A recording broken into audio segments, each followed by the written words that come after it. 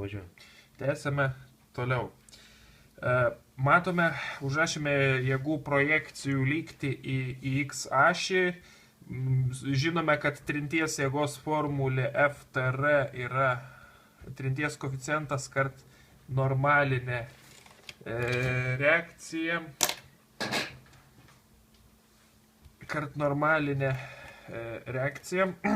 G jėgos formulė yra štai šita. Dabar lygtyje matome, kad mes turime nežinomai N, mes nežinome šitos jėgos dydžio, taip pat mes neturime masės. Mes žinome, kad G yra 9,81, sinusą 30 galime laisvai suskaičiuoti su skaičiuotuvu, o šito dydžio mes ir ieškome pagreičio. Taigi, rašome tada jėgų projekciją į Y ašį. Ir čia jau rašome, kad jėgų projekcija Y ašį lygi nuliui, nes šio kūno judėjimo Y ašies kryptimi iš viso nėra. Jeigu mes įsivaizduojame, kūnas šliaužia į viršų šitą plokštumą pasvirusią, bet jo aukštis niekada nekyla šitos ašies atžvilgių. Arba galima tiesiog ir iškalti, kad nuožulnios plokštumos uždaviniuose visada bus jėgų projekcija į X ašį lygu MX ir jėgų projekcija į Y ašį lygi nuliui. Ką mes matome? Matome lygiagrečiai su Y ašim, matome jėgą N, tai rašau plus N jėgą. Po to matau, kad yra G jėga, kur pradinė ta jėga, jinai yra į apačią. Tai rašau minus G, bet aš matau, kad jinai veikia kažkokiu kampu. Tai vat jau mes esam šitą jėgą pakeitę į dviejų statmenų vektorių, dviejais statmenais vektoriais, kurių vienas yra lygiai gretus viena ašiai, kitas kitai. Tai dabar žiūrime, kad mūsų šita Y ašiai lygiai gretus yra šitas vektorius. O šitas vektorius yra šalia, prie šito kampo, kaip mes atsimename, kad kosinusas susijęs su žodžiu prie. Tai jeigu jis yra prie 30 laipsnių kampo, tai rašome kosinus 30 ir viskas lygu 0.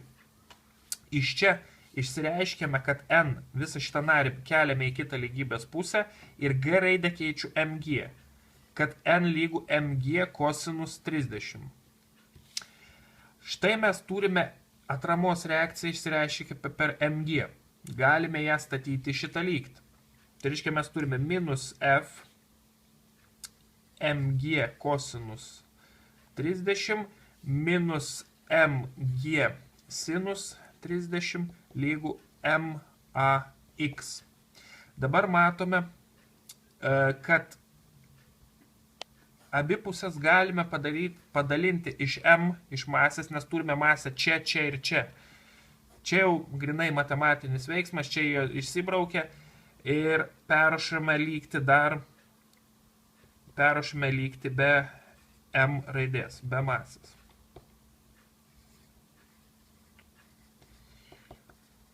Masės neturim, AX.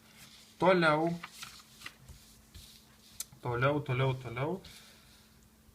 Prieš skliaustus aš iškelsiu minusą. Čia nebūtina to daryti, tiesiog bus patogiau skaičiuoti.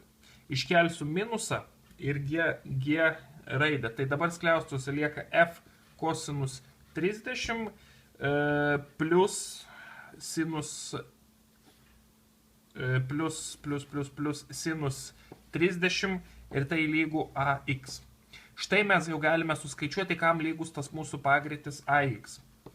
G mes turime 981, F buvo trinties koeficientas 0,1, kart kosinus 30 turbūt yra 0,866, jeigu klystų skaičiuotuvas parodys, sinusas 30 yra 0,5.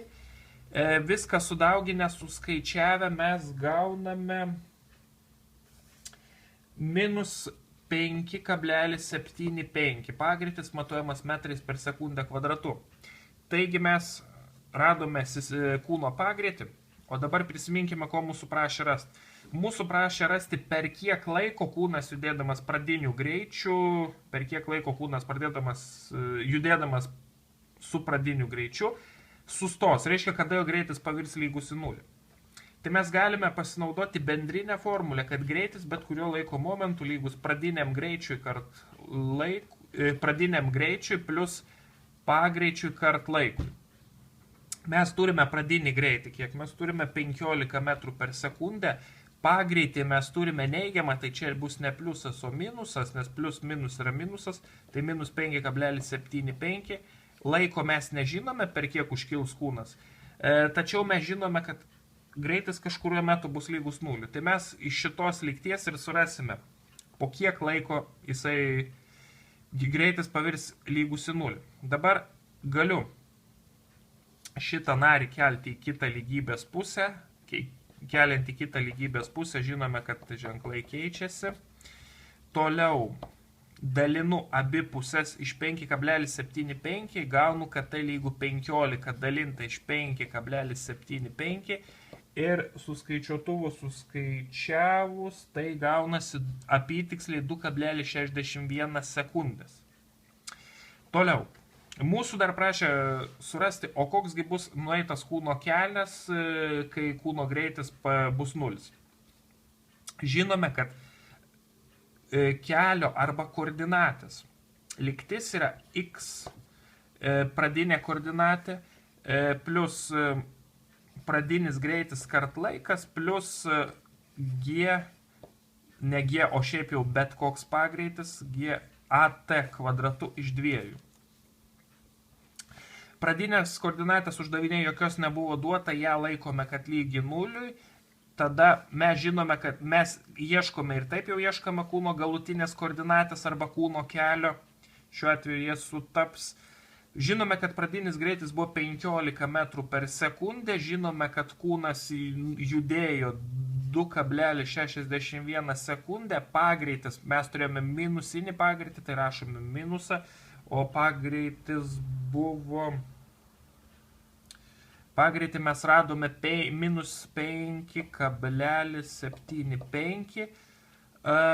Vėlgi greičio kvadratas, sako formulė, 2,61 kvadratu, viską daliname iš 2 ir gautas atsakymas bus mūsų kelias. Taigi suskaičiuotuvu suskaičiavus mes turėtume gauti 19,57 metro. Pažiūrėsiu, ar toks ir yra atsakymas. Toks ir yra atsakymas, uždavinys išspręstas.